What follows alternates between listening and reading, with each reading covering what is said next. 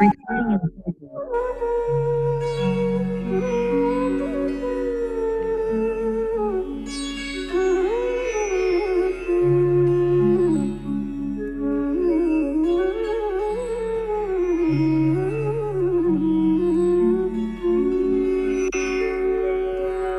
चेतो दर्पणमार्जनम्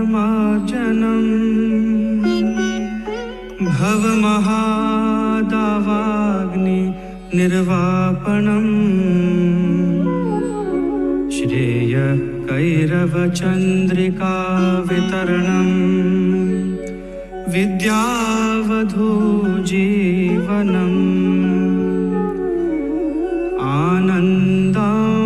आनन्दाम्बुधिवर्धनम् प्रतिपदं पूर्णामृतस्वादनम्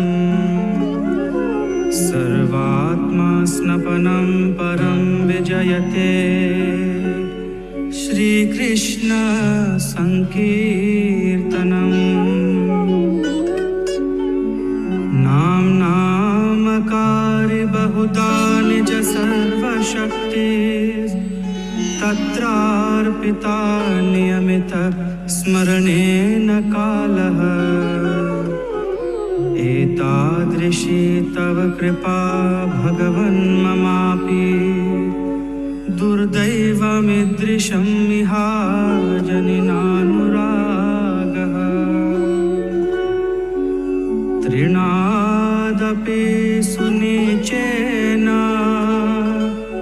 तरोरपि सहिष्णुना अमानिना मानदेन कीर्तनीय सदा हरे न धनं न जनं न सुन्दरीं कवितां वा जगदीश कामये मम जन्मनि जन्मनीश्वरे भवतात् भक्ति अहेतुकी त्वयि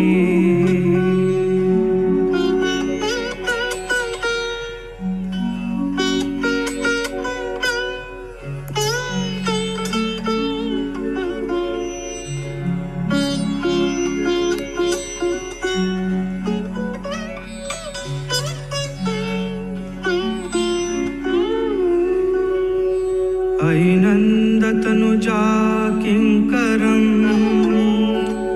पतितं मां विषमे भवाम्बुधो कृपया तव पादपङ्कज स्थितधूलिसदृशीं विचिन्तया नयनं गलदश्रुधारया वदनं गद्गदरुद्धया गिरा पुलकैर्निचितं वपु कदा तव नाम ग्रहणे भविष्यति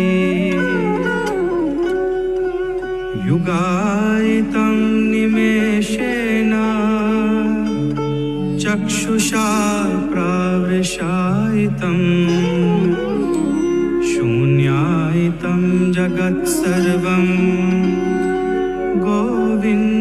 गोविन्दविरहेण मे आश्लिष्य वा पादरतां पिनष्टुमा अदर्शनान् मर्महतां करोतु वा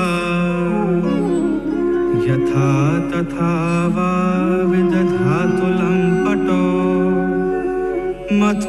मत्प्राणनाथस्तु स एव नापरः हरे कृष्णा कृष्णा कृष्णा हरे हरे हरे राम राम राम हरे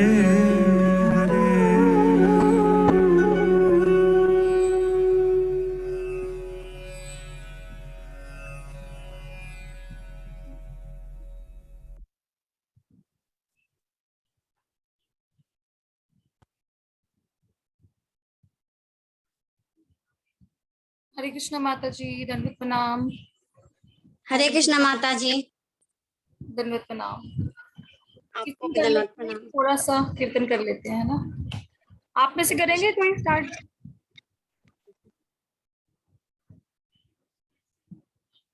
आप करेंगे शिल्पी माता जी? म्यूट है आप। जी, आप शुरू करिए माता जी, फिर करती हूँ मैं भी। एक बार रिदम आ जाएगी माता जी, भूल गए ना वो। ठीक है।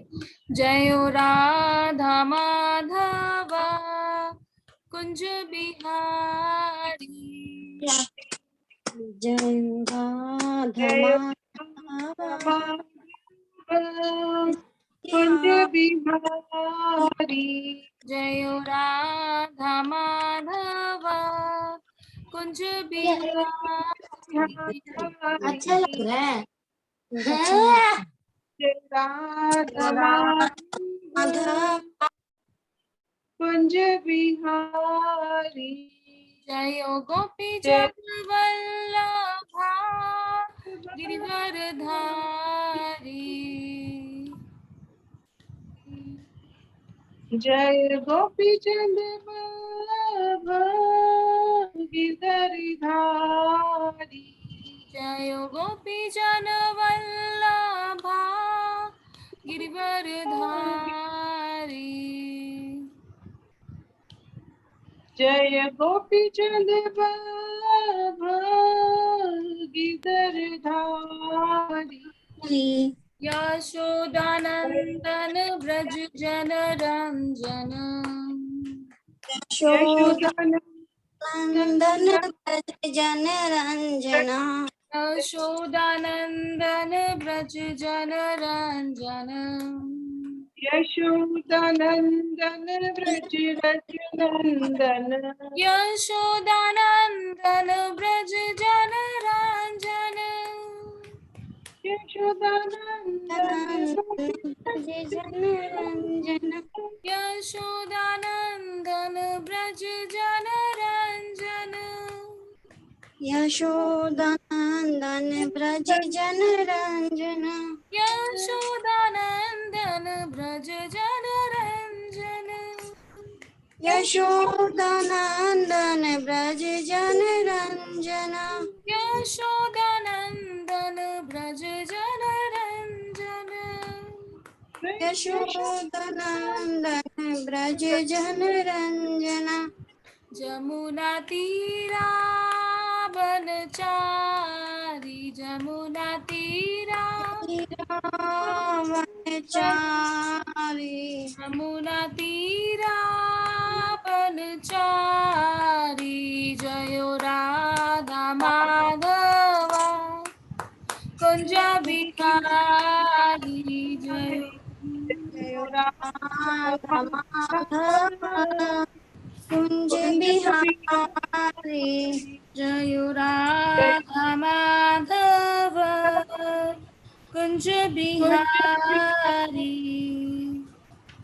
राधा माधव कुंज बिहारी, हरे कृष्णा कृष्णा कृष्णा हरे हरे, हरे राम राम राम हरे हरे, हरे कृष्ण कृष्ण कृष्ण हरे हरे, हरे राम राम राम हरे हरे, हरे हरे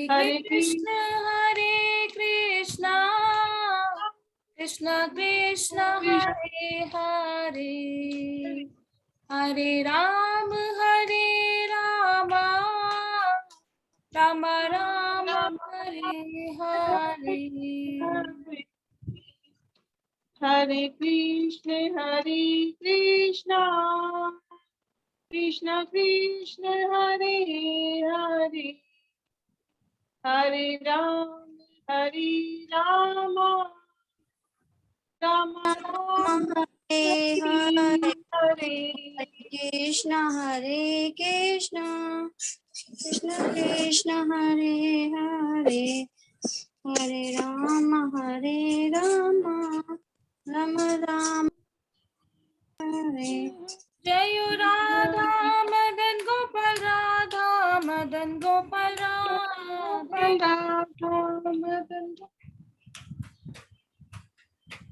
जय राधा जय राधा श्याम सुंदर राधा श्याम सुंदर राधा राधे।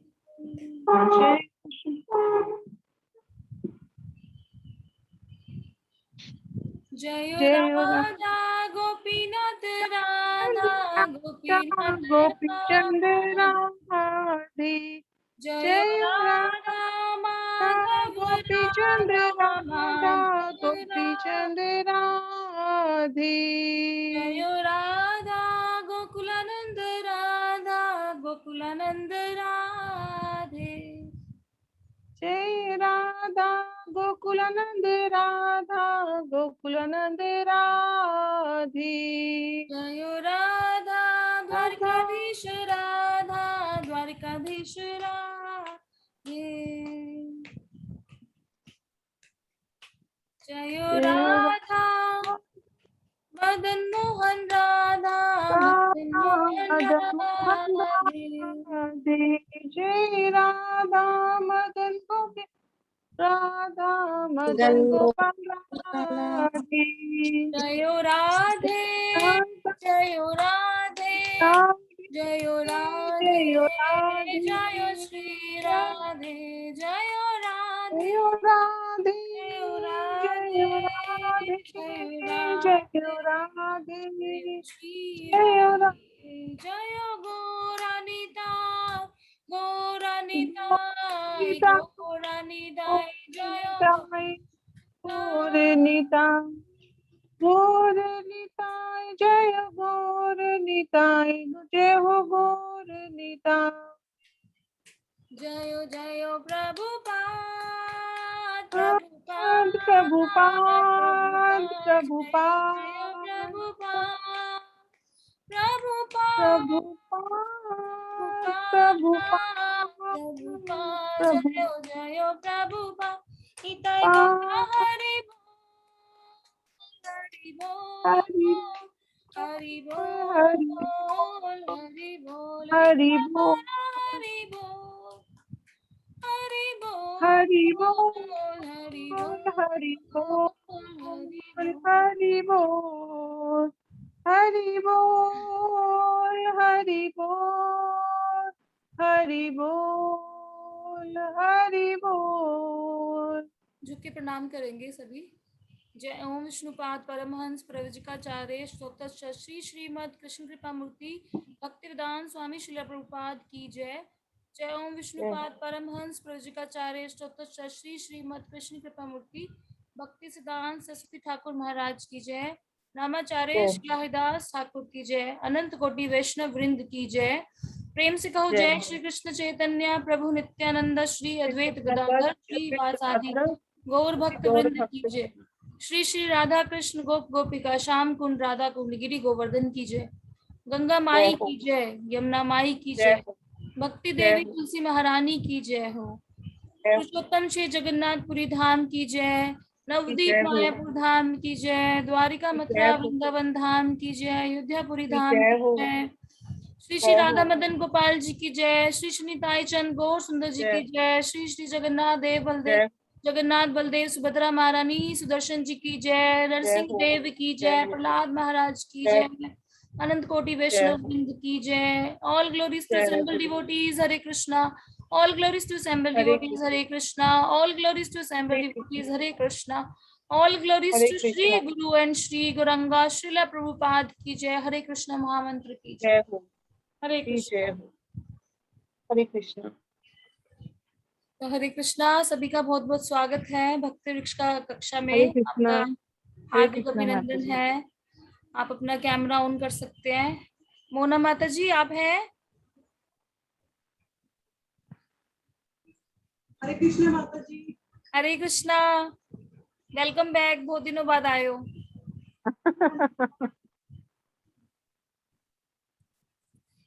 बहुत दिनों में आने का एक फायदा होता है ना, आपकी इम्पोर्टेंस बढ़ जाती है। बिल्कुल। हाँ, नहीं मैं तो बता रही हूँ, बहुत बहुत दिनों बाद ज्वाइन करने से फायदा होता है, आपकी इम्पोर्टेंस बढ़ जाती है। माता जी स्पेशली नाम लेती है आपका, कहती है वेलकम बैक। चिपी माता जी आप भी बीच बीच में गायब हो जाया करो, इम्पोर्टेंस बढ़ाने के लिए। आप तो माता जी भक्ति वृक्ष क्लास में ही बहुत टाइम के बाद आना हुआ है माता जी, मतलब क्लास बीच में नहीं थी, लास्ट हाँ वीक की क्लास छूट गई थी माता जी। हाँ जी, तो आपकी ये था लास्ट कि टाइम आज, छूट गई थी और उससे पहले हाँ दो जी, हुई। गेस्ट आ गए थे। हम्म, हाँ, तो अच्छा लगता है माता जी। आना चाहिए माता जी, भक्ति आगे हाँ बढ़ती है जी, सभी की, मेरी भी। जी माता तो जी। आज मैंने शिक्षा अष्टकम भजन चलाया था स्टार्टिंग में, तो वो चैतन्य महाप्रभु का है। चैतन्य महाप्रभु ने बस ये 8 श्लोक ही दिए हमें। चैतन्य महाप्रभु बहुत ज्ञानवान थे, जो बहुत ही वो यंग थे ना, तो भी वो बड़े बड़े जो विद्वान पंडित होते थे उनको हरा देते थे।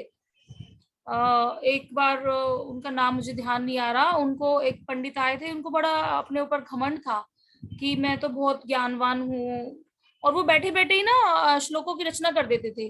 तो उन्होंने सरस्वती वंदना के ऊपर, यानी शायद गंगा गंगा की वंदना के ऊपर, गंगा मैया की वंदना के ऊपर 100 श्लोक बोले थे, और चैतन्य महाप्रभु को सुना रहे थे वो। तो उन्होंने कंटिन्यूअसली में बोल दिए 100 श्लोक। अब हमें तो कोई एक श्लोक बोले तो हमें तो वो भी याद नहीं होता है ना। तो चैतन्य नहीं होता महाप्रभु को माता सुना जी। दिए, और चैतन्य महाप्रभु बिल्कुल चुप, एकदम चुप, वो कुछ नहीं बोल रहे थे। तो फिर वो लास्ट में उनसे बोले कि क्या तुम्हें समझ नहीं आए, कुछ बोल ही नहीं रहे, कुछ कमेंट्स तो दो अपने। तो उन्होंने बोला ठीक है, आप चाहते हैं तो मैं कमेंट करता हूँ। तो उन्होंने उनके 100 श्लोकों में कुछ कुछ जगह पर जो गलतियां थी उनको बताया। उन्होंने बल्कि वो श्लोक नंबर भी बताया कि उस श्लोक नंबर में आपने ये वर्ड बोला था और इस वर्ड का मतलब ये निकलता है, तो यहाँ पर ये त्रुटि अच्छा, थी, है ना। तो वो हैरान रह गए कि मैंने तो अभी रचना की है और अपने मुंह से बोले हैं, और उन्होंने, चैतन्य महाप्रभु ने सारे कंठस्थ कर लिए हैं, उनको सब याद हो गए हैं। तो पर चैतन्य महाप्रभु ने हमें सिर्फ 8 ही श्लोक दिए। चैतन्य महाप्रभु ने सोचा और कहा भी अपने भक्तों को, अपने शिष्यों को, कि मैं क्यों आया हूँ, मैं बस ये दिखाने आया हूँ कि एक भक्त को कैसे भक्ति करनी चाहिए। ऑलरेडी भगवत गीता में जब मैं आया था कृष्ण भगवान के रूप में, जब मैं कृष्ण भगवान का अवतरण हुआ था और पूरी भगवत गीता बोली थी 700 श्लोकों की, तो उतना ज्ञान काफी है, उतना ज्ञान काफी है। अभी तो बार बार क्या ज्ञान दूं, ज्ञान तो मैं ऑलरेडी दे चुका बिल्कुल हूँ। माता जी। पर फिर भी हाँ ज्ञान जी, लेने के बाद भी जो लोग हैं, जो सामान्य जन है, भटक उनको रही अभी है। भी नहीं समझ में आ रहा है कि भक्ति कैसे करनी है। तो मैं एक भक्त के जी रूप में आया हूँ ये बताने के लिए कि भक्ति कैसे करते हैं। जैसे नर्सरी क्लास की टीचर होती है, तो वो क्या करती है, बच्चों को ऐसे हाथ पकड़ पकड़ के लिखवाती है ना। तो कोई सोच लेगा कि टीचर को इतना ही आता है, बच्चा होगा तो बच्चा तो यही सोच लेगा ना कि हाँ टीचर को भी ABCD आता है, बस मेरे को यही सिखा रही है। नहीं, क्योंकि वो बच्चे का लेवल उतना है, बच्चे का लेवल उतना है, तो इसलिए उसको हाथ पकड़ पकड़ के बता रहे हैं टीचर कि ऐसे A बनाना है, ऐसे B बनाना है, ऐसे C बनाना है। ऐसे चैतन्य महाप्रभु एक भक्त के रूप में आए, ये दिखाने के लिए कि भक्ति कैसे की जाती है, निश्चल प्रेममयी भक्ति कैसे होती है, ये दिखाने के लिए आए। हरि बोल। तो हाँ कभी जी, हम शुरू करेंगे चैतन्य महाप्रभु की लीलाओं के ऊपर भी चर्चा करना। उनकी बहुत विस्तारित है लीलाएं, बहुत विस्तारित है। चैतन्य चरितमृत है, बहुत सारी बुक्स हैं उसकी, मंदिर में भी होता है, उनका लेक्चर्स भी होता है, वो भी सुन सकते हैं। तो उनके ये जो 8 श्लोक हैं, ये डेली टेम्पल में गाए जाते हैं। सुबह दर्शन अच्छा होता जी है ना, माता जी। जब मंगला आरती में दर्शन होता है, उसके बाद तुलसी आरती होती है, उसके बाद सब बैठ के सब भक्त लोग ये श्लोकास को रेसिटेशन करते हैं, क्योंकि ये हमारे जीवन का सार है एक तरह से, और हमारा एक फॉर्मूला है भक्ति करने का। ये फॉर्मूला है, जैसे मैथ्स में फॉर्मूले रट और लेते हैं तो हम मैथ्स में अच्छे नंबर ले आते हैं, ऐसे ही जो 8 जी, श्लोकों को अगर हम अपने जीवन में उतार ले तो हम भक्ति में उन्नति कर पाएंगे। तो आज का जो मेरा श्लोक है, आप इसको पढ़ना बुक में से। ये वाली बुक नहीं है ना आपके पास? आई थिंक मैंने बोला था कि मैं लाऊंगी, मैं भूल जाती हूँ, मैं नहीं है लाऊंगी। माता जी। मेरे को ध्यान नहीं रहता। श्लोक तो माता जी श्लोक तो भेजना माता जी ग्रुप पे ना, ये 8 हाँ श्लोक ठीक है, मैं ये सुनने में भी भेजूंगी, बड़ा अच्छा लग रहा फोटो था। खींच के हाँ जी। भेजती हूँ इसकी। तो अभी जो तीसरा श्लोक है ना, इसके ऊपर थोड़ी सी चर्चा करेंगे। एक बार फर्स्ट एंड सेकंड भी मैं हिंदी बता देती हूँ ताकि हमारे को समझ आ जाए क्या है ये। तो इसमें ये बोल रहे हैं, चेतोदर्पण मार्जनम भव महादावाग्नि निर्वापनम श्रेयः केरव चंद्रिका वितरणम विद्यावधू जीवनम आनंदम बुद्धिवर्धनम प्रतिपदम पूर्णामृत स्वादनम सर्वात्म स्नपनम परम विजयते श्री कृष्ण संकीर्तनम। तो ये पहला श्लोक है, इसका मैं आपको हिंदी बताती हूँ। श्री कृष्ण संकीर्तन की परम विजय हो, जो वर्षों से संचित मल से चित्त का मार्जन करने वाला तथा बारंबार जन्म मृत्यु रूप महादावानल को शांत करने वाला है। यह संकीर्तन यज्ञ मानवता का परम कल्याणकारी है, क्योंकि यह मंगल रूपी चंद्रिका का वितरण करता है। समस्त अप्राकृतिक विद्या रूपी वधु का यही जीवन है।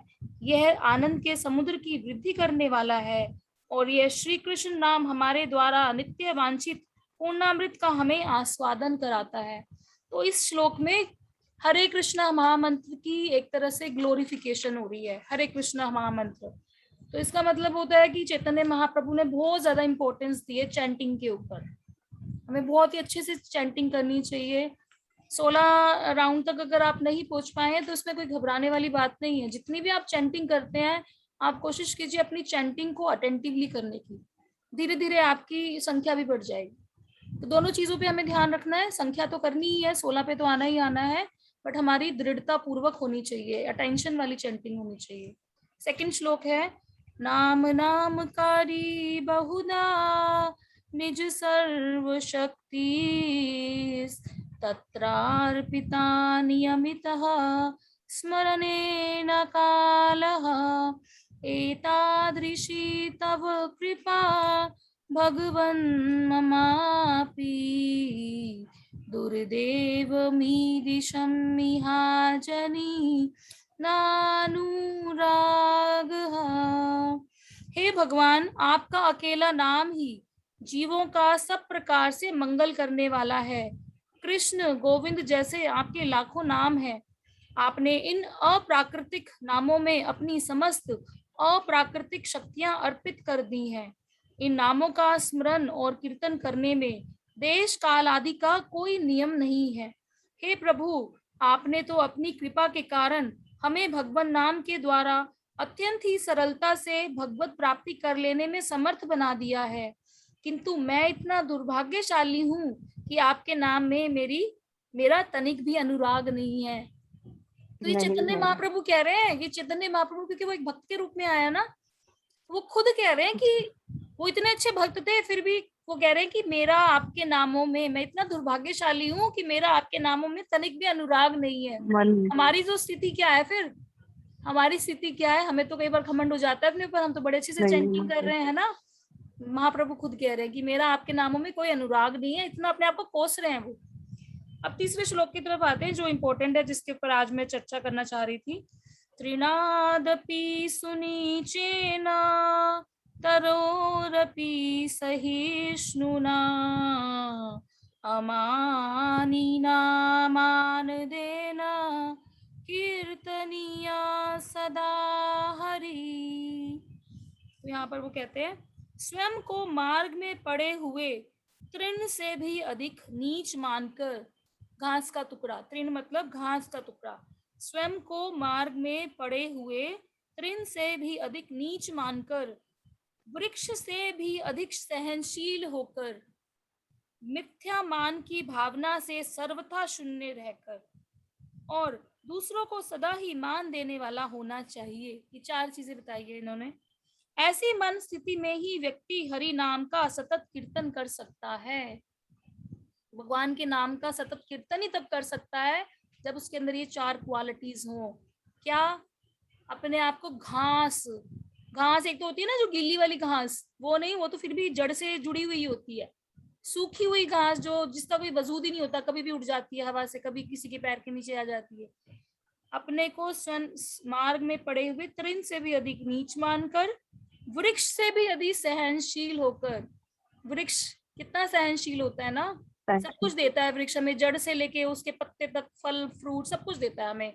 उसमें पेड़ पत्थर मार मार के बच्चे फ्रूट भी तोड़ते हैं ना, कभी कुछ नहीं बोलता, छाया देता है, बारिश में भी छाया, बारिश से बचाता है, जमीन को जकड़ के रखती है उसकी जड़, तो जमीन को भी वो करती है ना। जो बच्चों को हम पढ़ाते हैं उसमें कि वनों का क्या महत्व है ना, डिफॉरेस्टेशन और ये सब चीजें पढ़ाते हैं। तो ये जो पेड़ हैं ये जड़ को भी जकड़ के रखते हैं, तो जमीन भी बनी रहती है। तो बहुत सारे उसकी क्वालिटीज हैं। इतनी सारी क्वालिटीज होने के बाद भी कितना सहन करता है पेड़। जब वो सूख भी जाता है तो भी उसकी लकड़ी से भी, उसकी लकड़ी को भी यूज किया जाता है, उसकी लकड़ी को जला के कोयला बनाते हैं या ईंधन के रूप में बनाते हैं, यूज करते हैं, तो भी उसका यूज होता है। तो इतना हमें सहनशील, इम्पॉसिबल। मैंने स्कूल में एक टीचर को बताया, जब मैं शुरू में भक्ति में आई थी तो मेरे को बड़ी अट्रैक्टिव लगी थी ये बातें। मैंने कहा ऐसा बनना है, हमारे भक्त ऐसे होते हैं, ऐसा हमें भी बनना है, तृण से भी अधिक वो नीच और वृक्ष से भी अधिक सहनशील। मैडम तो छूटते ही बोली, मैडम ये इम्पॉसिबल, ऐसा हो ही नहीं सकता। उन्होंने तो अपना स्टेटमेंट दे दिया, क्योंकि वो भक्ति नहीं थी ना। और उनको क्या पता, हम यहाँ ऐसे भक्तों को देखते हैं जो बड़े बड़े स्वामीज हैं, महाराज हैं, जो मंदिर में दिन रात सेवा कर रहे हैं, उनके अंदर ये सहन शक्ति है, सहनशीलता है, बहुत कुछ सहते हैं। उनको अभक्त तो छोड़ो, अभक्त तो कई बार उनको डिसरिस्पेक्ट करते ही हैं, उनको भक्तों के मुंह से भी बहुत कुछ सुनना पड़ जाता है। तो दे आर टॉलरेटिंग एवरीथिंग, है ना। तो ये सब, ये 4 क्वालिटीज बताई हैं, 2 मैंने आपको भी बताई। तीसरी है मिथ्या मान की भावना से सर्वथा शून्य रहकर। सबके अंदर अहंकार होता है। जब सॉरी, जब हम इस शरीर में आते हैं ना, हमारी आत्मा इस शरीर में आती है, इस शरीर से अटैच होते ही उसमें अभिमान हो जाता है। अभिमान इस चीज का नहीं, मैं बहुत पैसे वाला हूँ, मैं बहुत सुंदर हूँ, है ना, मैं अच्छे फैमिली में रहता हूँ, मेरे बच्चे अच्छे हैं, या मेरा परिवार अच्छा है। ये तो है ही, ये तो है ही मिथ्या अहंकार। पर सिर्फ ये भी तो अहंकार है कि हम इस शरीर में है, ये शरीर हमारा है, ये भी तो अहंकार है ना, मिथ्या है। और ये भी मिथ्या अहंकार, मिथ्या मतलब झूठा, फॉल्स ईगो बोलते हैं इसको। ये भी तो ईगो है हमारी कि ये शरीर है मेरा। हम कुछ काम कर लेते हैं, मंदिर में कुछ सेवा करते हैं, इतना काम किया, मैं तो थक गई। आपका शरीर तो भगवान की सेवा में लगा, आपको तो खुश होना चाहिए, हमें तो खुश होना चाहिए कि इस शरीर से हम कुछ सेवा कर पाए भगवान की। आखिर तो है ही भगवान की देन सारी चीज, तो फिर अहंकार किस बात का। ये भी मिथ्या अहंकार। तो ये ऐसा नहीं है कि सुनते ही चला जाएगा, ये धीरे धीरे जाता है, ये ना पूरा प्रोसेस है। जैसे बर्तन को दिन रात घिसते हैं ना हम, तब जाकर वो चमकता है। चांदी का बर्तन भी होता है ना, उसको कितना घिसना पड़ता है, तब जाकर वो चमकती है। या पीतल के बर्तन है, या अगर आप लोगों ने जो मंदिर के वो जो तांबे के बर्तन होते हैं ना, अगर आपने साफ किए, उनको बहुत मेहनत से साफ करते रहना पड़ता है कंटिन्यूअसली, तो वैसे चमक जाते हैं। ऐसे ही हमारा जो हृदय है, क्योंकि हम भगवान से पता नहीं जन्मों जन्मों से अलग है। भगवान से अलग होने से जितने हमने जीवन लिए, कभी कीट पतंगे बने, कभी पेड़ पौधे बने, कभी मनुष्य योनि में आए, कभी पशु योनि में आए, डिफरेंट हम शरीर में आके ना, हमारे शरीर पे, हमारे हृदय पे गंदगी आ गई है, भौतिकता छा गई है, और उससे हम भगवान को भूल गए हैं। तो जब हम दिन रात हम चैंटिंग करते हैं, भगवान का नाम लेते हैं, हम कहते हैं हरे कृष्णा कृष्णा कृष्णा हरे हरे, हरे राम राम हरे हरे। हम रो के भगवान को ऐसे पुकारते हैं, उनके नामों का उच्चारण करते हैं, तो ये जो हमारे हृदय की गंदगी है, ये धीरे धीरे साफ होती है। इसमें टाइम लगेगा, एकदम से नहीं होगा। दिन रात एक ही रात में कोई नहीं बनता। अगर हमें कई जन्म भी लग जाए ना इस प्रयास में, ये प्रयास करते करते अगर हमें कई जन्म भी लग जाते हैं, तो भी उसमें कोई हानि नहीं है, कोई हानि नहीं है। एक तो मान लीजिए अभी शिल्पी माता जी है और एक तरफ मोना माता जी है। अब दोनों को मैंने, मान लीजिए, एक वो आचमन कप होता है ना तांबे वाला, इतना गंदा हुआ पड़ा है, वो दे दिया।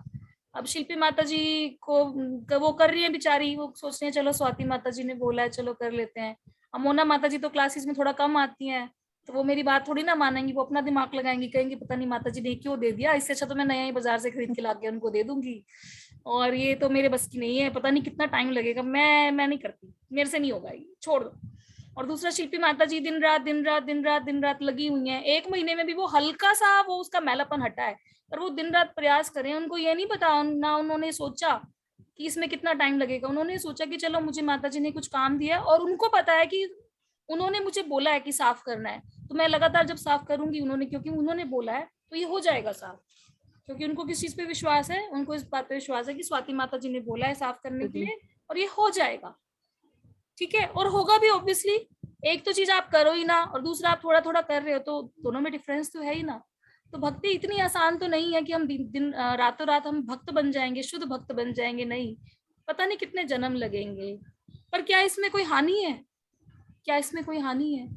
जब हमें श्रील प्रभुपाद जी खुद कह रहे हैं, हमें शास्त्र खुद कह रहे हैं कि भगवान का नाम लेने से हम भगवत धाम तक पहुंच जाते हैं, तो इस प्रयास में क्या हानि है? फिर कुछ ना कुछ तो मिलेगा ही ना, कोई हानि, और एक ना एक दिन तो मिलेगा ही। हो सकता है इस जन्म में ना मिले, अगले जन्म में मिल जाए, पर मिलेगा जरूर।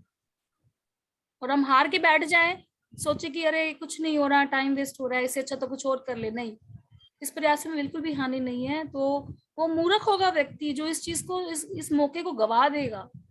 ये मौका ही तो मिला है हमें, आपको सेवा मिली शिल्पी माता जी को, मोना माता जी को, और उस सेवा को आपने ठुकरा दिया, तो फिर आपकी क्या गति है? कोई गति नहीं है।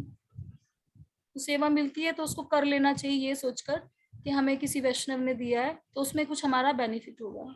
ये आपके लिए नहीं है, ये बात ही मेरे लिए भी है, मैं एग्जाम्पल ले रही थी बस बर्तन का, जस्ट समझाने के लिए।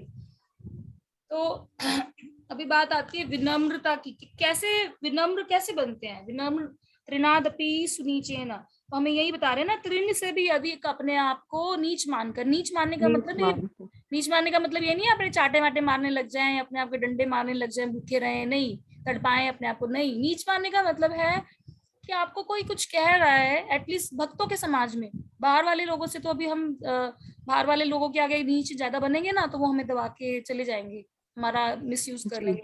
एटलीस्ट हम भक्तों के बीच में, जब हम भक्तों से डीलिंग कर रहे हैं, तब हमें विनम्र रहना चाहिए।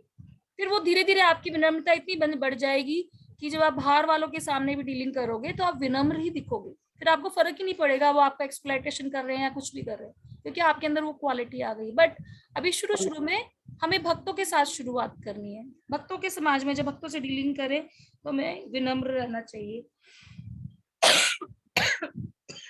यहाँ तक कोई क्वेश्चन है माता जी? नहीं तो जी। तो श्रील प्रभुपाद जी ने अपने एक श्लोक में बोला था कि वैष्णव इज ऑलवेज हम्बल। वैष्णव होता ही वो है जो हमेशा हम्बल रहता है, हमेशा हम्बल रहता है, दैट इज वैष्णव। और इसका मतलब ये नहीं होता कि वो पावरफुल नहीं है, वो पावरफुल होते हुए भी हम्बल है, ये उसकी क्वालिटी है, क्वालिटी है जी, ये उसकी क्वालिटी है। अब जैसे इसका एग्जाम्पल हम देखते हैं, प्रहलाद महाराज। प्रहलाद महाराज शुद्ध भक्त थे, कितनी भक्ति करते थे, उनकी स्टोरी आपने सुनी है, आई थिंक मैंने भी सुनाई होगी 1-2 बार। कितना उनके पिताजी ने उनको टॉर्चर किया है ना, तो वो भी तो वो कितना उन्होंने सहन किया ना तो अपने पिताजी को उल्टा बोला, सहन करते रहे, तो उनको अपने भगवान पर इतना भरोसा था, उनको पता था कि उनको था कि मेरे साथ कुछ हो ही नहीं रहा, मेरे साथ कुछ भी नहीं हो रहा, क्योंकि मैं तो भगवान की भक्ति कर रहा हूँ, तो मुझे कुछ पता ही नहीं है इस चीज के अलावा। उनके सामने कोई भी मुसीबत आती थी तो उनको लगता था कि भगवान की कृपा हो रही है मुझ पे। जब उनको समुद्र में फेंका गया ना, पहाड़ से ऊपर से नीचे, तब वो ऐसे बना रहे हैं कि कहानी कि जैसे कि, क्योंकि लक्ष्मी माता क्या है, समुद्र से ही तो आई थी, तो समुद्र जी क्या हुए, मेरे नाना जी हुए, मेरे नाना की गोदी में मैं खेल रहा हूँ। हर चीज को भगवान से ऐसे जोड़ लेते थे।